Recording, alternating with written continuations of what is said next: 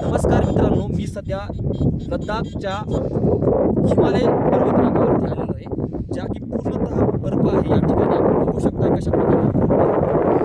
आणि मी सध्या बर्फावरती उभा आहे आणि या ठिकाणी टेम्परेचर जर पाहायला गेलं तर -8 एवढं तापमान या ठिकाणी आपल्याला पाहायला मिळत आहे. आणि या ठिकाणी खूप थंडी आहे. हात जे आहेत ते पूर्णतः असे काकडून जात आहेत. आणि हे एक लद्दाख या परिसरातील अत्यंत महत्त्वाचं ठिकाण आहे. या पूर्ण बर्फाच्या पर्वतरांगा आहेत. आपण इकडे माझ्या या डावी साईडला पण बघू शकताय की कशा प्रकारे या ठिकाणी पूर्णतः बर्फाने पर्वतरांगा त्या भरून गेलेल्या आहेत.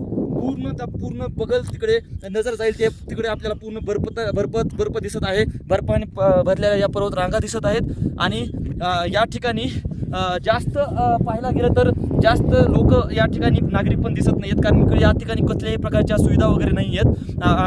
कारण खूप लांबपर्यंत आपल्याला पेट्रोल पंप पाहता येत नाही. आम्हाला सीमेवरून थोडंसं अलीकडे येताना आपल्या बाँड्रीवरून या लद्दाखच्या सीमेत त्या पोलिसांनी पण सांगितलं होतं की जर आपल्यापाशी जर समजा पेट्रोलची गाडी असेल, डिझेलची गाडी असेल तर ती कमीत कमी अर्धा तास तरी तुम्ही बंद ठेवू नका, जेणेकरून नंतर तुमची गाडी चालू होऊन तुम्हाला चालू जर झाली नाही तर तुम्हाला प्रॉब्लेम होणार नाही. इतकं टेम्परेचर या ठिकाणी -8 इतकं आहे.